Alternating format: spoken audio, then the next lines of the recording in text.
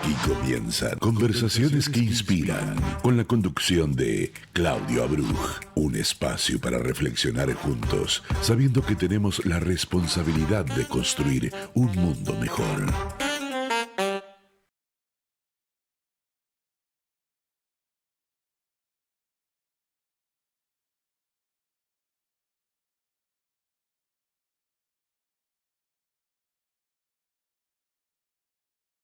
Hoy domingo, domingo de Pesaj, primer día de Pesaj, en este domingo 13 de abril. Digo bien y digo que este programa ha sido grabado previamente justamente en respeto de esta festividad tan importante que nos reúne a todos, los judíos fundamentalmente en torno a la mesa y a la sociedad toda, para volver a pensar una vez más en el fuerte concepto y el valor de la libertad, del amor al prójimo, de construir, como es el lema de este programa, ¿no? Una sociedad cada día mejor. Y obviamente en este primer día de Pesaj no podemos dejar de recordar a los 59 rehenes que aún están en manos de Hamás en Gaza, de los cuales deseamos fervientemente todos que vuelvan a sus hogares, que vuelvan en vida y que todo el pueblo judío se regocije una vez más con la paz, con la libertad, con la seguridad. Así que deseándoles a todos Hag Pesach Kasher Besameach, damos inicio a esta nueva entrega de Conversaciones que Inspiran, un programa pensado para hablar con personajes y personalidades que le hacen muy bien a nuestra vida diaria en sociedad.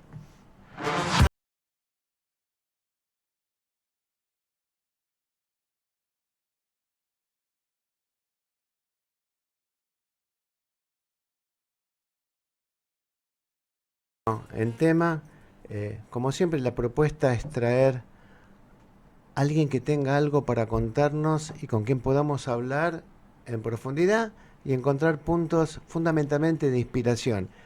Pero no solamente que inspiren esta charla para que sea interesante entre dos personas, sino que inspire a todos y diga, esto me interesa, esto me sirve, esto también puedo hacerlo. Qué buena historia para seguir contando, y que las redes sociales y la conversación se convierta siempre en algo virtuoso, donde las buenas noticias ocupen mucho más lugar que las malas noticias. Esta semana que está entrando es el Día Internacional, el día 15 va a ser el Día Internacional o el Día Mundial del Arte, por lo cual trajimos una persona que tiene mucho que ver con eso y con otras cosas. Así que sin más, presentamos ya a nuestra invitada para el día de hoy. Su historia nos conmueve, nos hace pensar y nos enriquece. Ahora, en Conversaciones que Inspiran, charlamos con... Y en Conversaciones que Inspiran, en este día de Pesaj, charlamos con Claudia Ergman, a quien agradezco se haya molestado de estar acá con nosotros, así que bienvenida y muchísimas gracias por tu disposición. Muchas gracias a ustedes, a vos por la invitación, la verdad que un placer, una vista hermosa tenemos acá de toda la ciudad. Definitivamente. Y la verdad que estoy muy contenta, muy satisfecha de estar acá y de poder hablar con ustedes. Decía yo en la introducción que esta semana, el día 15, es el Día Mundial del Arte, y vos hablas de la vista, y aquí ustedes no lo ven, pero aquí nomás lo primero que nos regala la vista del estudio es el Teatro Colón, sí, la meca del arte en Buenos Aires, en Argentina. Pero nos vamos a meter en este diálogo, en esta conversación.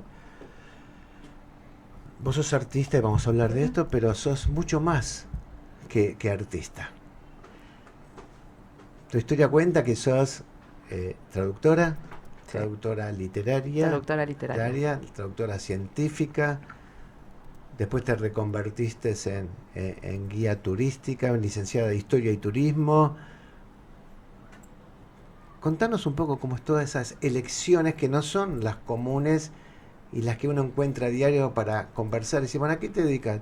No, yo soy traductora literaria y ahora soy guía turística. No es común. Sí, bueno, no sé si no es común. Hay muchas personas. Bueno, justamente es interesante que hoy estemos hablando sobre el Día Mundial del Arte, porque el Día Internacional del Arte es tal por el nacimiento de Leonardo da Vinci. Tal cual. Y Leonardo da Vinci era un tipo que mucho más que yo se dedicaba a un montón de cosas. Y entonces yo creo que hay mucha gente que va buscando respuestas, va buscando maneras, formas, herramientas para ser feliz y para hacer lo que le gusta. Hay gente que lo consigue y otros que no, y hay escalones en el medio que pueden estar buenos o no.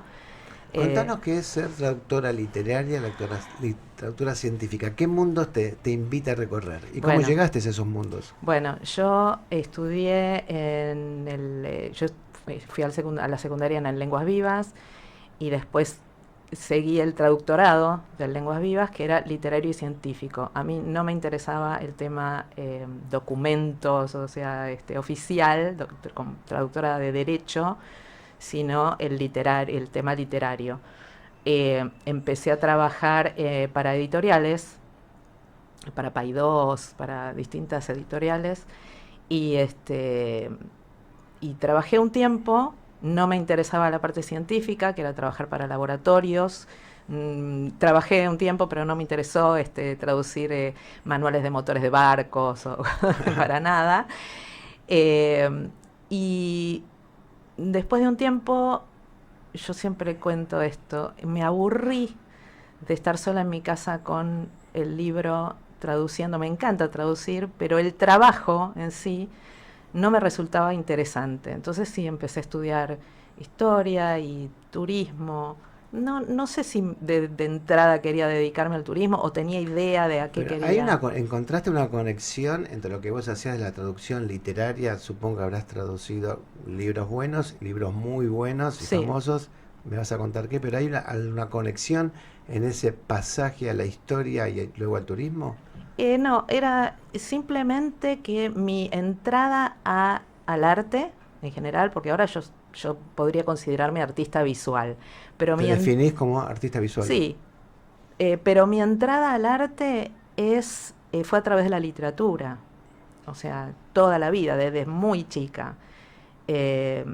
Así que yo creo que fue dándose naturalmente. Yo en el medio, por supuesto, tuve a mis hijos, pasaron muchísimas cosas.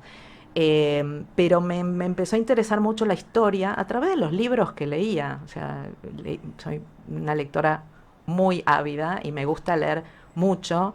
No me gusta mucho leer sobre la realidad, sino me gusta más la ficción, pero de todos modos la historia me interesa muchísimo. Me di cuenta de ir uniendo puntos. A través de eso también llegué al arte, porque digamos, uno puede entender la historia a través del arte y el arte a través de la historia, o sea, cómo van evolucionando las culturas, las civilizaciones. No sé, justamente por eso te traía lo de Leonardo da Vinci, por supuesto, sin comparar, pero es esto, es entrar desde distintos lugares al arte. Yo considero que mi trabajo como guía de turismo también es arte. ¿Por qué? Porque uno tiene que ser un poco actor, un poco, o sea, esto de conocer gente de diferentes lugares, compartir con ellos mi ciudad, que para mí está llena o sea, para todos, ¿no? Está llena de arte, llena de lugares nuevos. Encontrar a medida que yo voy hablando con los distintos pasajeros, distintas personas que vienen de distintos lugares, encontrar puntos en común, encontrar nuevas cosas que contar. Yo no cuento siempre lo mismo. A veces me preguntan, ¿no te cansabas de contar siempre lo mismo? No cuento siempre lo mismo. ¿Los recorridos para nada. son siempre los mismos? No siempre, porque yo en general hago tours privados. Privados. Entonces me contacta la gente antes de venir por mail en general y me van diciendo cuáles son sus intereses. O sea, no es siempre lo mismo. Hay gente que no le interesa la Boca y otros que le gustan todos estos lugares e ir de compras. Yo no hago tours de compras, pero yo hago tours de arte, que a veces es ir a museos y contar sobre sobre arte argentino, sobre todo, pero también historia. O sea, si yo llevo a alguien a hacer un city tour y le cuento sobre la historia argentina y sobre Roca y la Patagonia y el desierto y la campaña del desierto y después sobre la dictadura y bla bla, o sea, toda la historia argentina, y después lo llevo al Museo de Bellas Artes y le muestro la Vuelta al Malón y me encanta mostrar Claro, todo un contexto que lo va metiendo en la historia. que además es mostrar que la pintura también puede ser propaganda y que la pintura en un momento, la pintura, la escultura también pudo haber sido lo que hoy es la televisión. O sea, Pero esto que vos contás de la ligación con la historia nos pasa cuando tenemos la suerte de viajar y ver un museo, pero mismo acá en Argentina. Hace 2 semanas fui al Museo de Arte Decorativo. sí, Y antes de poder apreciar algún cuadro, alguna escultura, alguna más, menos, de acuerdo a la cultura, a lo que a uno le gusta, el ámbito, la historia de la casa, qué encierra la casa, me parece que es esto que vos contás, porque ahí está explicado quién vivía acá, cómo era la habitación, te va metiendo en un ámbito distinto y te liga al arte de ese momento que te has puesto.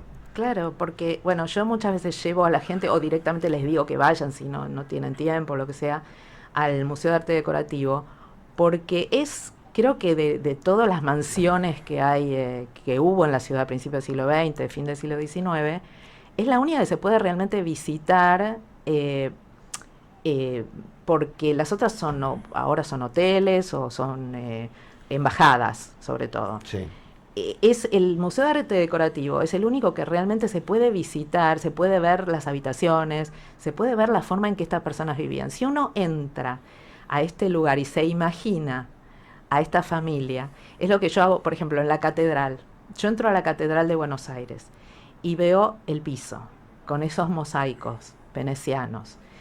Y yo entro y me imagino personas arrodilladas, poniendo uno por uno durante 200 años en todo el piso de la catedral. O sea, es que a mí me pasa lo mismo. El otro día tuve la suerte de hacer una visita al Museo Histórico Nacional. Sí, Hicimos una visita de cosas fantásticas, pero nos llevan a un lugar de guarda. Y está guardado, porque no está en exhibición, el piano que utilizó Margarita Sánchez de Thompson, sí. Margarita Sánchez de Thompson para cantar por primera vez el himno con Blas Parera Sí, y sí, Vicente López. Claro, y te quedás frente al piano y te pasa esto, te imaginás en situación y te imaginás las tertulias que ella llevaba que tiene que ver con el arte y cómo el arte se desarrollaba en esa época en Buenos Aires, ¿no? Y en Sí, el sí, mundo. sí, sí, sí. Es tal cual. Es esa traspolación, esa mirada diferente. Es, por ejemplo, lo que pasa en Europa cuando uno va a una ciudad italiana, de estas que están amuralladas todavía, que no se puede entrar con el auto en algunas, y que están tal cual en el Sí. medioevo. Y vos decís, entrás y podés ver las calles y decís qué lindo, qué sé yo. Pero también podés imaginarte que las personas que del siglo XV, del siglo XVI, pisaron las mismas adoquines que estás pisando vos en ese momento. Y es maravilloso. Y mucho más fuerte es entrar en Jerusalén, por ejemplo, Claro, donde la gente sigue, mucha gente sigue haciendo lo mismo que hace miles de años. claro. En el sector árabe ni hablar, en el viejo barrio, en el viejo yuk, o sea, esto se ve. La pregunta que te quería hacer tenía que ver, antes de seguir hablando de arte, con el tema del turismo. Sí. Eh, Vos también, esta es una radio judía, FM High, también en un momento, no sé si ahora o siempre, Sí. te orientaste a turismo específicamente Sí, judío. sí. Yo me hago city tours, que en realidad no son los comunes, sino que es más enfocado en lo cultural, en la historia, pero no, o sea, tomándose el tiempo necesario, sin un tiempo muy fijo, eh, en tours de la historia de la comunidad judía argentina, y tours de arte. En general es Y lo que y hago. un tour rápido, un Sí. tour de la ciudad y la historia judía. ¿Por dónde te lleva? Y yo suelo ir Porque los judíos contemporáneos, por ahí que obviamos, como pasa siempre, qué es lo que tenemos. Lo Claro. sabemos de memoria, pero bueno, ¿qué es un recorrido de un Yo tour judío? llevo, bueno, muchas veces empiezo por la Recoleta. Yo no sé si mucha gente sabe de la historia judía que tiene el gomero de Recoleta. Yo no. Bueno, ¿querés que te la cuente? Dale, claro. Espera. Sí. Algunos recuerdan su infancia, otros un hecho trascendente en su vida, un día soleado o aquella tarde de verano. Ahora, en Conversaciones que Inspiran, la anécdota más inspiradora.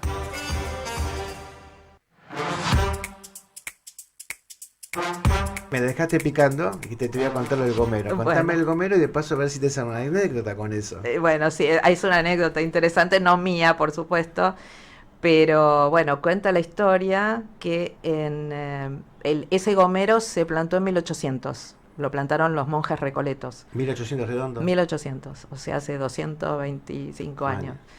Años. En 1860, después de, bueno, por supuesto, los judíos secretos que vinieron escapando de la Inquisición y todo eso, en 1853, sabemos, se firmó la Constitución. En la Constitución dice que todo hombre de bien que quiera vivir en suelo argentino puede, bueno, parafraseando, ¿no?, venir sin importar el origen o la religión. Entonces, a partir de ahí, aparte Argentina se empezó a convertir en un país próspero. Muchas personas vinieron de Europa a trabajar. En 1860 había 6 judíos registrados en la Argentina. Por supuesto había muchos más, pero registrados había solamente 6. Y la Recoleta, donde está el gomero, era una zona pantanosa, donde no había mucho. Estaba el cementerio, la Basílica del Pilar y el gomero. Claro, el río estaba muy cerca. Muy cerca, terminando Como la la bajada, Macallan, claro. Y bueno, y un señor inglés que se llamaba Henry Joseph, que era judío, fue ahí para Kippur o Rosh Hashanah, se sentó debajo del árbol y empezó a rezar con su libro de rezos y no quería que nadie lo molestara en la ciudad. Fue al borde de la ciudad, porque eso era el borde de la ciudad. Claro. Entonces se sentó debajo del árbol y cuando miró para arriba vio que había otro señor francés haciendo lo mismo que él con el mismo libro debajo del mismo árbol. Y había solo 6 judíos registrados. Entonces empezaron a hablar e hicieron una promesa de llevar al año siguiente un minyan para rezar debajo del árbol. Y lograron hacerlo. Y ellos dos, Louis Brie y Henry Joseph, fueron los fundadores. O sea, ellos fueron los que crearon el primer cementerio, fueron los fundadores de AMIA como la institución funeraria, digamos. Claro. Hay fotos de ellos en el Museo Judío de Buenos Aires, en Libertad, que están, hay que abrir cajones, pero están ahí. Y bueno, y yo siempre digo, yo considero ese árbol como si fuera la primera sinagoga de Buenos Aires. Es porque brillante. para una sinagoga no necesitamos libertad, no necesitamos un edificio, ni lujo, ni solamente el libro y el minyan. En esa época hombres, ahora depende del movimiento, hombres y mujeres, pero bueno, eso es algo, es una anécdota que es muy emotiva, que es cierta. Es muy emotiva, yo la desconocía absolutamente, me parece buenísimo poder contarla. Días atrás, en una entrevista política, Santiago Covadrofa en televisión, como es él, dio una definición que me pareció perfecta, que la adopté, que decía, donde él dice que la historia, la memoria, no tiene que ser olvido, sino que tiene que ser educación y aprendizaje. Por supuesto. Y en este momento, en este tiempo que vamos pasando de alto las etapas, traer esto, ¿no? Recién hubo elecciones en AMIA, pero bueno, las nuevas generaciones viven como si el tiempo empezaría hoy. Recuperar esta historia, desde la valentía de asumirse judíos en un tiempo donde no era lo común, 6 judíos donde la iglesia tenía mucho peso y demás, encontrarse y crear eso tiene un valor, y traer esta anécdota me parece fantástica. Y bueno, imagino que al turista cuando se lo contás no lo sí, puede creer. no, es genial. Y después sí, ya lo llevo a Libertad, al museo, al memorial de la embajada, a la catedral para ver el memorial que está dentro, que muchos argentinos ni siquiera saben que existe. Yo estuve Argentinos en la inauguración, judíos, estuve el día claro, de la inauguración. en el 97. Ujú. Y bueno, ya 11, AMIA, visitar, digamos, la zona, hay muchos Villa lugares. Crespo como Villa barrio, 11 como barrio. Y depende del tiempo que tenga. Si tengo mediodía, depende del tiempo que tenga. Lo llevo también a ver los murales del subte, porque para mí o sea, todos los esfuerzos que hace el Departamento de Arte de AMIA para visibilizar la memoria sobre las víctimas de AMIA y el pedido de justicia es muy interesante. A los extranjeros les fascina. ¿Y el público que te pide eso es público judío o tenés de todo? No, sí, es público judío. Lo que sí yo hago es, a los que no son judíos, los llevo a la catedral, obviamente, también, y les muestro el memorial de la catedral, porque eso es historia argentina también. O sea, los 2 atentados son... Sí, sin duda. Eso se los muestro, y yo veo que hay muchos guías que no lo muestran. Y para mí es parte de nuestra historia, como argentinos, como judíos, pero es muy interesante que dentro de la catedral haya un memorial que represente a las víctimas no solamente de los atentados, sino de acá, sino también de los guetos y de los campos de concentración. No, aparte de ese mural que fue inspirado por Monseñor Corrachino, Sí. ¿no?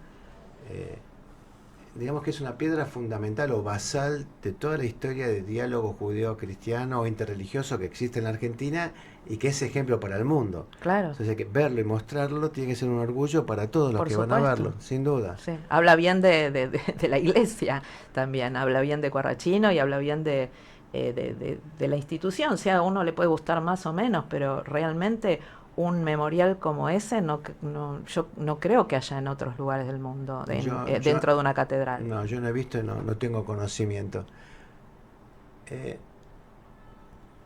Volvamos al tema Sí. del arte, pero antes el tema del turismo. ¿Cómo la gente se liga con vos? ¿Tenés una página? Tengo una página que es jewishargentina.com.ar. Repetirlo para si la gente lo anota. Jewish Argentina, o sea, Wish Argentina, todo junto, .com.ar. Y es muy importante que sea .com.ar porque jewishargentina.com no tiene nada que lleva algo religioso que no tiene nada que ver. Pero sí, yo lo puse en realidad en inglés porque la mayoría de la gente que se contacta conmigo y que viene a hacer tours conmigo son de habla inglesa. Entonces por eso lo puse en inglés. Igual está su versión en castellano también. Sí. ¿Y haces solamente Buenos Aires o haces todo el país? No. Si te piden. Yo viajo a veces a Iguazú, pero a veces viajo y a veces simplemente les organizo su estadía en otros lugares y no necesitan que yo vaya. En tu currículum, cuando te presentás, y vos lo dijiste antes, sos un artista visual. Primero, explícanos qué es visual. Pero aparte yo te quiero preguntar, cuando fue pandemia, vos generaste guía de turismo virtuales. Sí, Contanos esa experiencia. Eso fue, y eso también es algo por lo que me vino muchos clientes, muchos pasajeros. Es así, empezó la pandemia y yo dije, bueno, era la temporada baja justo de turismo, termina en marzo, abril. Entonces la temporada alta termina en marzo, abril. Entonces dije, bueno, me voy a tomar un mes de vacaciones, 2 meses de vacaciones. Cuando vi que se empezó a extender y no tenía trabajo, dije, tengo que hacer algo. Empecé a hacer un tour virtual sobre la historia de la comunidad judía argentina en 2 partes. La primera desde los primeros que vinieron huyendo de la Inquisición hasta antes de la Segunda Guerra Mundial. Y la segunda parte era desde el principio de la Segunda Guerra Mundial hasta el día de hoy. O sea, es muy largo, 500 años de historia. Empecé a mandar mails a todas las comunidades, a las instituciones, sinagogas de Estados Unidos, de Canadá, de Australia, de Inglaterra. Y muchos me empezaron a contestar. Claro, era un montón de gente que estaba en casa claro. Y necesitaba... Bueno, a partir de ahí empecé a dar esas presentaciones virtuales y me contactó la American Jewish University. Empecé a darla para ellos y me preguntaron si no podía hacer otras presentaciones. Y entonces empecé a investigar y empecé a buscar y terminé haciendo una presentación que es la que a mí más me gusta porque me resultó muy interesante investigarla, que tiene que ver con mi beta-turismo, pero también con el arte, que es el antisemitismo en el arte desde la temprana Edad Media. O sea, cómo se representó al judío en el arte visual desde la Edad Media hasta hoy en día. Y es fascinante cómo todavía en toda Europa hay catedrales, hay fachadas de edificios, pinturas en museos donde se ve la representación diabólica, demoníaca o animalesca de judíos, que todavía lo podemos ver. Y mucha gente pasa y mira y ve esculturas y no sabe lo que significan. ¿Acá en Argentina también? No, porque estoy hablando de el medioevo, o sea que es toda Europa, es específicamente en Europa, pero es maravilloso, o sea, lo que yo encontré buscando e investigando. Tristemente maravilloso.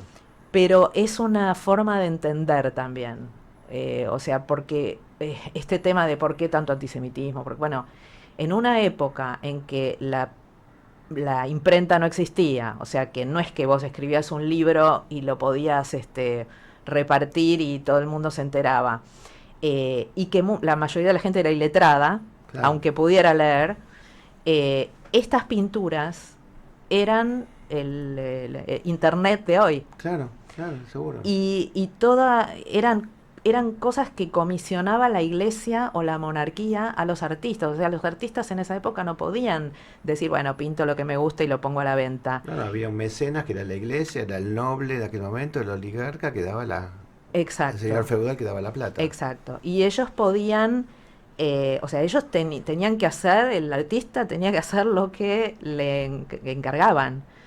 Y entonces, bueno, es maravilloso lo que se ve en esos cuadros, y a veces, por eso digo, el arte es sanador y a mí me salva la vida, pero también el arte puede ser usado de formas muy negativas, o sea, todo depende, como todo.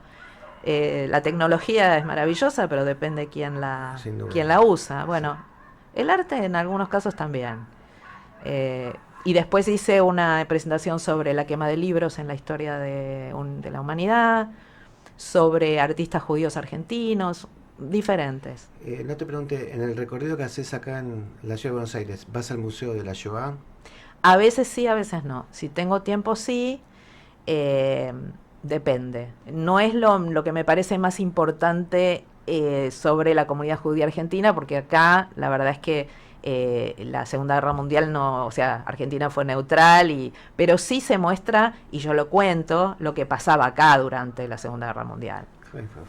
Fue neutral, aunque la obviamente ideología era adherida al eje. Sabemos que hubiera pasado si hubieran podido ser abiertos y decir lo que pensaban, sí. Te pido que tomes una pausa. ¿Cómo no? Relajes para que me des respuestas muy cortitas. Lo bueno, si breve, 2 veces bueno. Ahora en Conversaciones que Inspiran, el ping-pong de preguntas y respuestas. Es simple, es para conocerte un poco más. Son preguntas concretas con respuestas concretas. Me cuesta mucho ser breve. Un lugar. Mi casa. Mi casa, me encanta. Interesante estar en para mi casa. Un guía de turista volver a casa, estar ahí refugiada. Estar en mi ¿no? casa, sí, sí. Acuérdate que te habías aburrido de estar sola con la computadora escribiendo. Es cierto, de tu casa. Sí. Un artista. Bueno, no te lo diría, otro día te diría otra cosa, pero hoy Yuyo Noé, que falleció ayer y que la verdad que fue un gran artista, pensador, intelectual, maestro de muchos, así que lo quiero homenajear. Sí, hemos visto todo lo que ha salido publicado, con lo cual está claro para los que no somos artistas que tuvo una incidencia enorme en los artistas aquí. 2 palabras, ¿qué es el arte? Eh, Difícil, así nomás, 2 palabras. El arte es poder expresarse, es la forma de expresión del ser humano. Es la forma de expresión del ser humano, sea como sea, desde cualquier lugar donde uno esté, y no hace falta ser artista para hacer arte. Un hobby. Y la literatura, leer. Mm. Un escritor. Un escritor, una escritora, eh, no me acuerdo ahora el nombre, pero la que escribió Hamnet, Maggie O'Farrell. Maggie O'Farrell. Hamlet. No, es Hamnet, con Hamlet. N. Ah, Léelo, es maravilloso. entonces la pregunta que venía, ¿qué libro recomendás? Hamnet, sí, maravilloso. Una comida y un deporte. Una comida, una comida. Pescado. Me gusta mucho el Gefilte fish. pescado. Sí, me encanta, sobre todo el que hace Cira, que ella sabe que hablo de ella. Un deporte, caminar. No me gustan mucho los deportes. Caminar, me gusta muchísimo caminar por la ciudad. Sí, Mirar, ver, sí, sí, aprender me encanta, sí. y después descansar sola en casa. Exacto. Hacemos una tanda y seguimos. Dale. Seguimos en Conversaciones que Inspiran con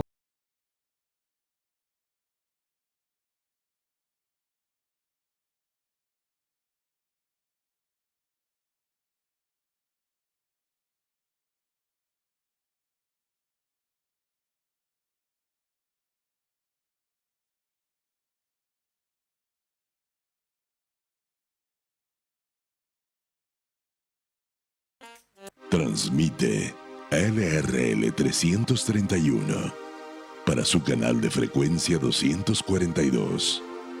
Radio High 96.3, la radio judía de Latinoamérica.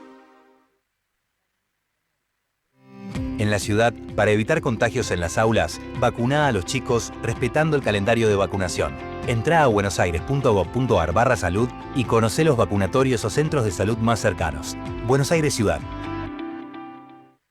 Transmite LRL 331 para su canal de frecuencia 242.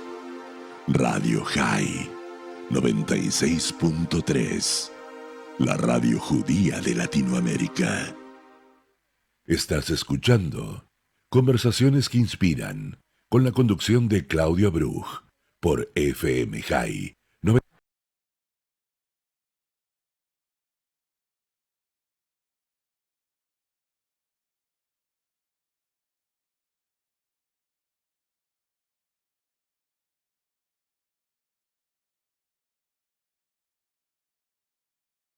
inspiradoras, porque nos lleva por caminos que raras veces uno transita en conversaciones, ya no te digo de entrevistas periodísticas, inclusive en conversaciones con amigos, ¿no? Porque si es un equipo de fútbol, hablas de fútbol generalmente, si es empresario, hablas de negocios, pero meterte en estas cosas no es tan común y tan corriente, ¿no? Y realmente la idea es esta, que a partir de los disparadores poder inspirar a la gente a animarse a entrar en otros mundos. Hay 2 libros que yo leí que me gustan mucho. Yo acabo de publicar mi primera novela, porque a mí también me gusta mucho. Gracias, me gusta mucho escribir. Y te entendí cuando decías que te habías aburrido de la soledad, de las traducciones de soledad después con la computadora. Y es eso también que le pasa, lo aprendí también, que a los escritores o los que queremos ser escritores, esa soledad de uno con sus ideas, el papel o la computadora,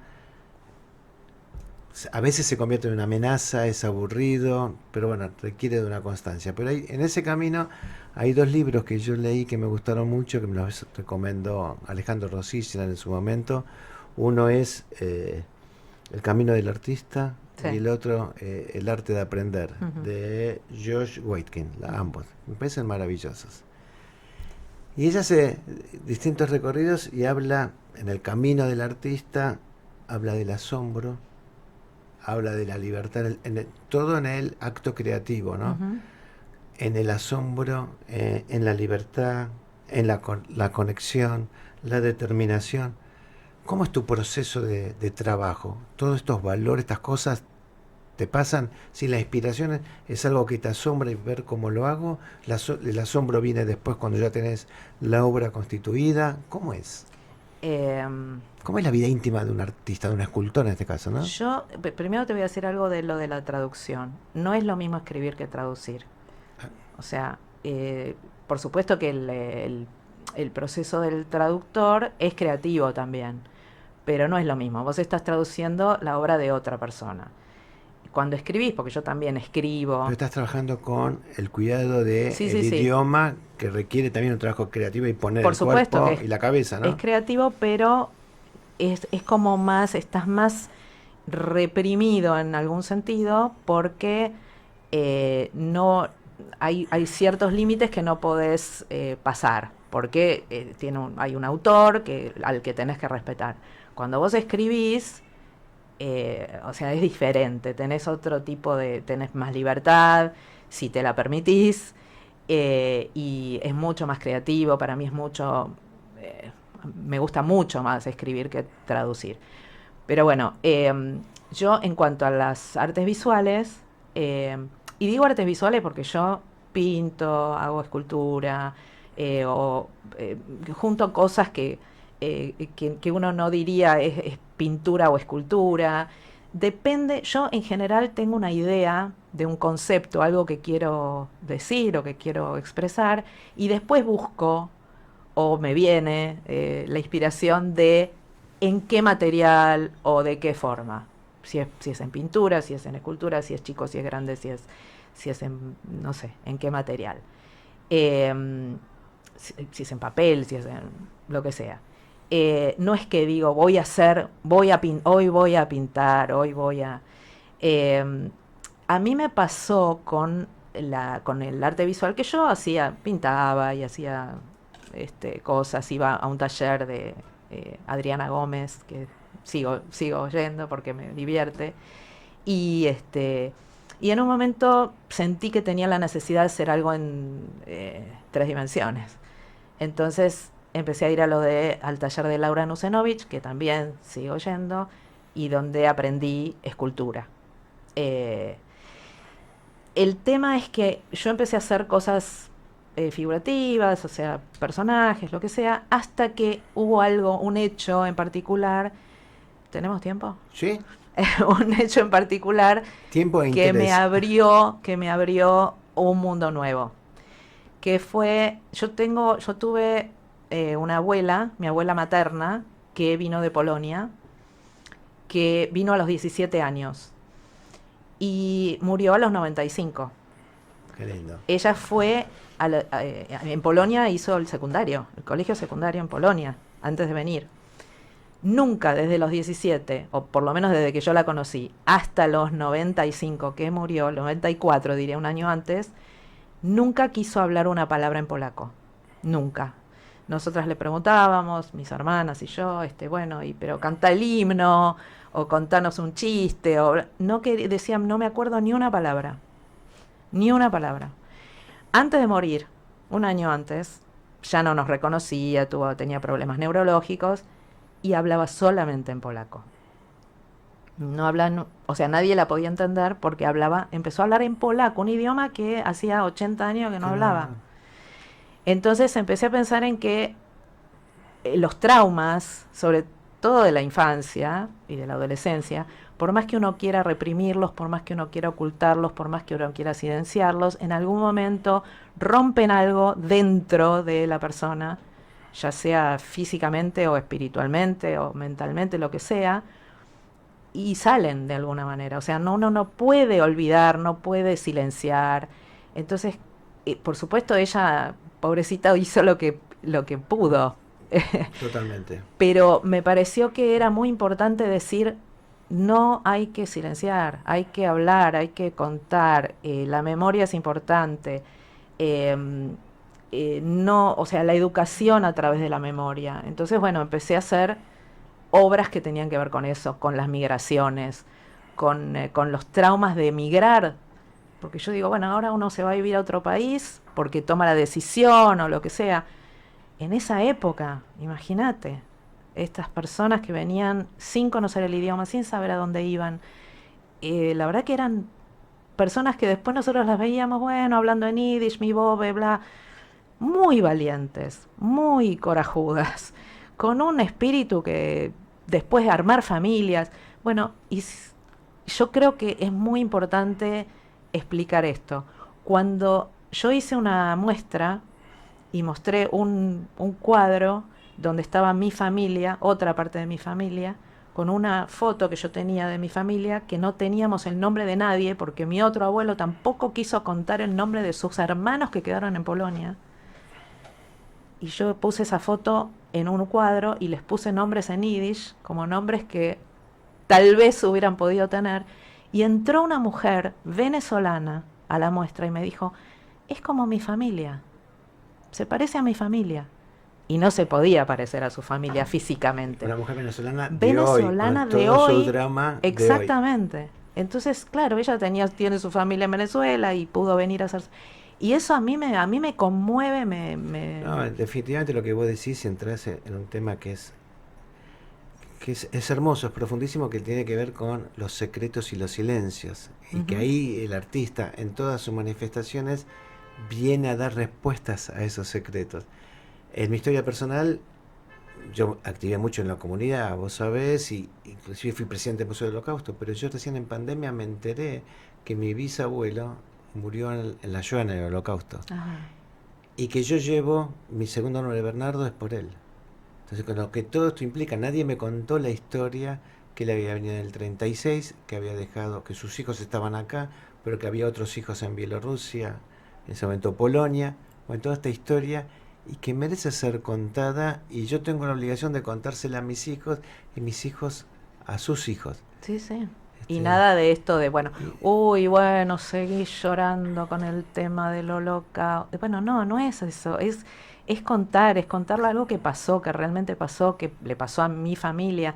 Yo entiendo, yo veo mucho, cuando armé esta presentación sobre artistas argentinos, artistas judíos argentinos, que me di cuenta que hay muchos artistas judíos argentinos que no hablan sobre el tema judaísmo, ni se ocupan o sea, hablan de otros temas, pero que siempre, o sobre la dictadura, o sobre los desaparecidos, o sea, para mí tiene una conexión muy profunda.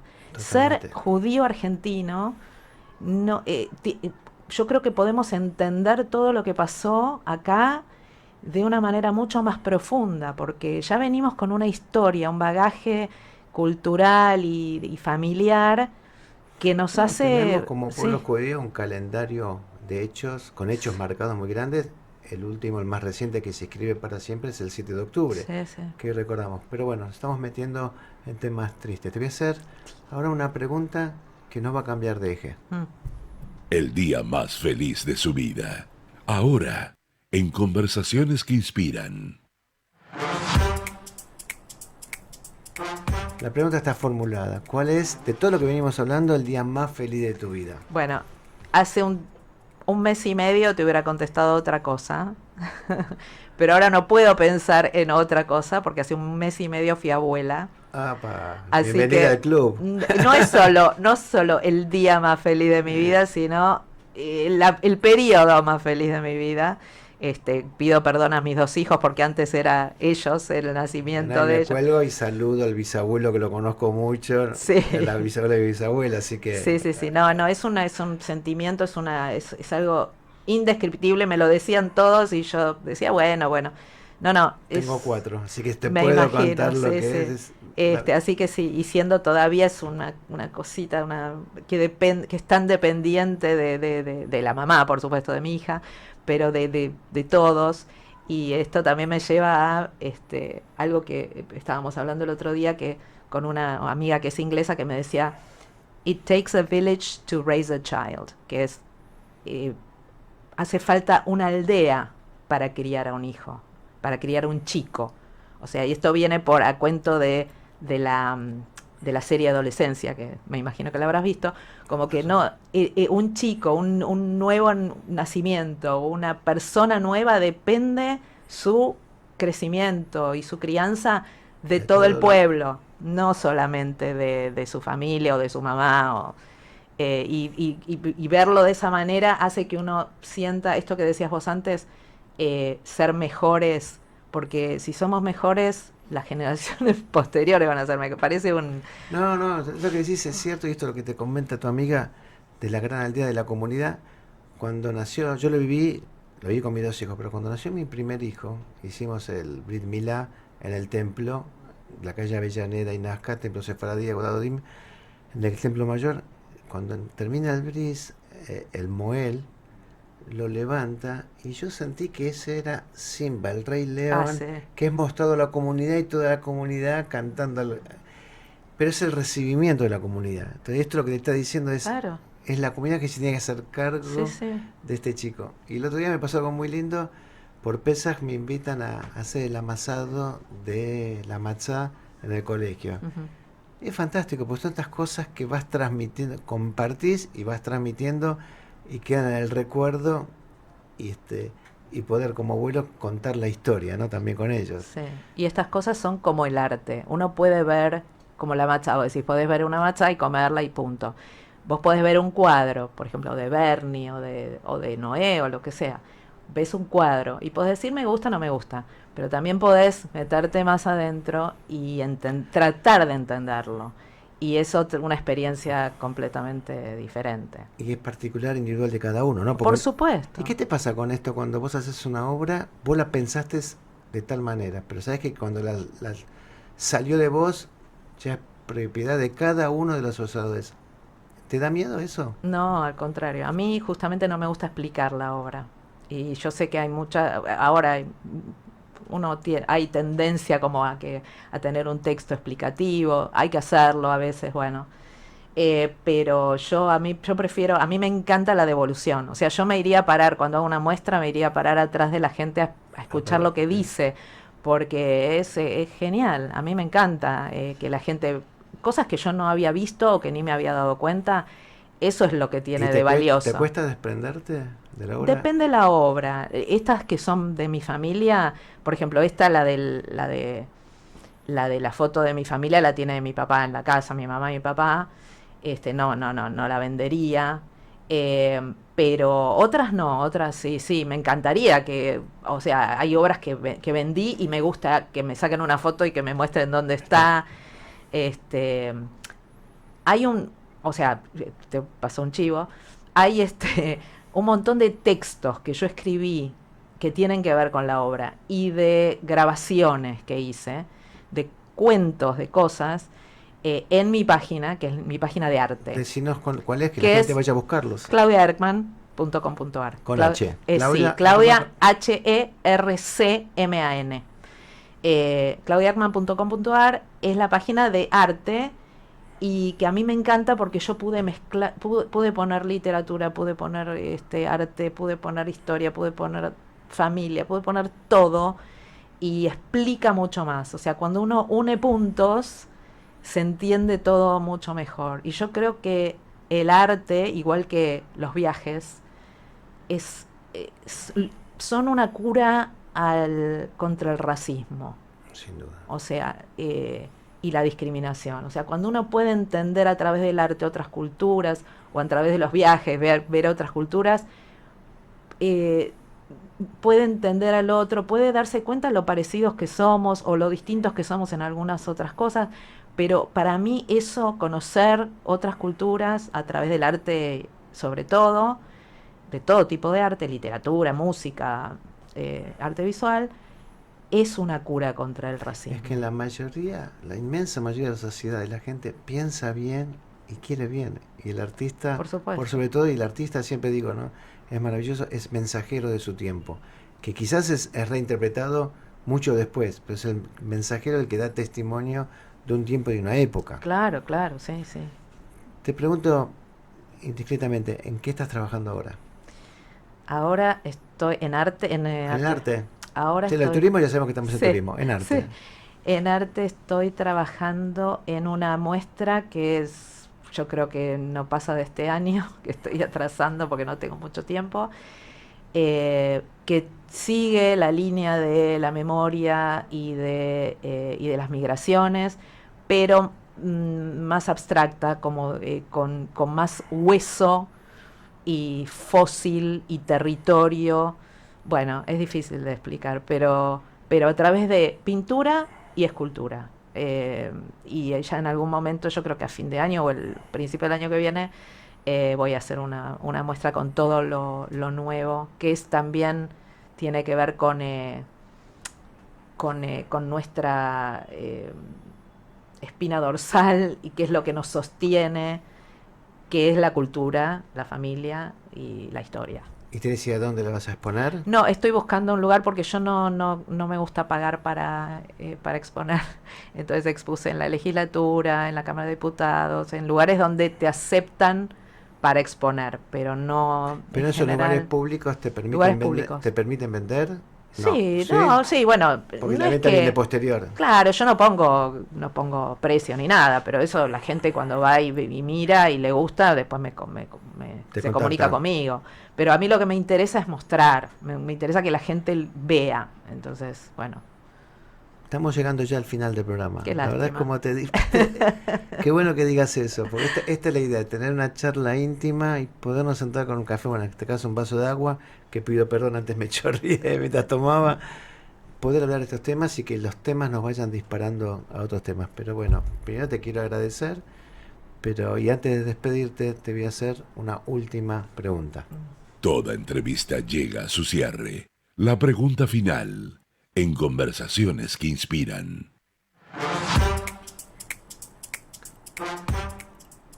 La pregunta final tiene que ver con tu recorrido y tiene que ver con la consigna del programa de Conversaciones que Inspiran. De este cambio que vos hiciste, seguís compartiendo ambos espacios, pero este cambio que hiciste hacia el turismo y el arte, ¿cómo invitarías a otro a sumarse a este camino que vos iniciaste? yo lo que digo, o sea, yo no tengo ninguna autoridad o sea, aconsejar ni nada. Yo lo que digo es que es necesario hacer algún tipo de actividad artística, la que sea. Literatura, música, no profesionalmente. O sea, yo siempre les dije a mis hijos desde chiquitos, vos podés hacer lo que quieras siempre y cuando no pretendas ser el número uno. O sea, después si sos el número uno, genial. Pero si vos vas a empezar a hacer una actividad, cualquiera que sea, pensando en que tenés que ser el mejor, no vas a lograr nada. O sea, yo creo que uno tiene que empezar a hacer lo que quiera como un juego, a pintar. Hay gente que empieza a pintar a los 50 años y se da cuenta que, uy, esto era lo mío y nunca se lo Totalmente. imaginó. Yo supongo que vos con tu libro habrás sentido algo parecido. Absolutamente. Pero es esto, no importa ni lo que digan los demás, ni lo que me parezca a mí misma la primera obra que me sale. Seguir, porque realmente es algo es creativo, abre la mente, o sea, y sobre todo, cuando uno tiene hijos chiquitos, mandarlos a hacer algún taller de cualquier tipo de arte. O sea, deporte y arte. Pues yo deporte no me gusta, pero me doy cuenta Pero de que caminar es deporte. pero me doy cuenta que un deporte, sobre todo si es en equipo, te forma de otra manera.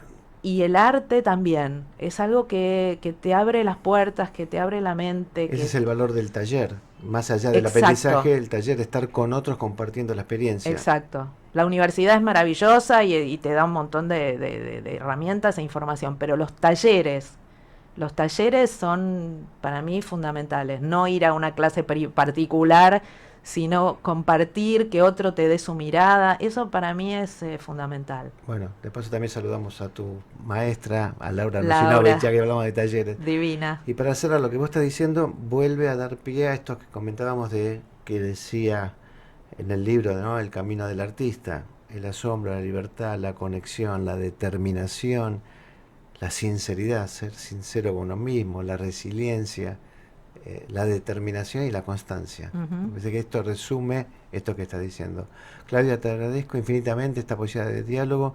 Te voy a volver a invitar ya cuando estés con la muestra para que nos cuentes más. Gracias. Y seguir profundizando estos temas que realmente a mí me interesan mucho y a la gente también, el tema de la memoria la pertenencia, la identidad y la tradición. Muchísimas gracias por estar con nosotros. Hak Pesach Kasher Besameach en familia. Haxameas. Gracias, gracias a vos por invitarme. Terminamos otra entrega de Conversaciones que Inspiran en este domingo 13 de abril. Y a todos, gracias por escucharnos.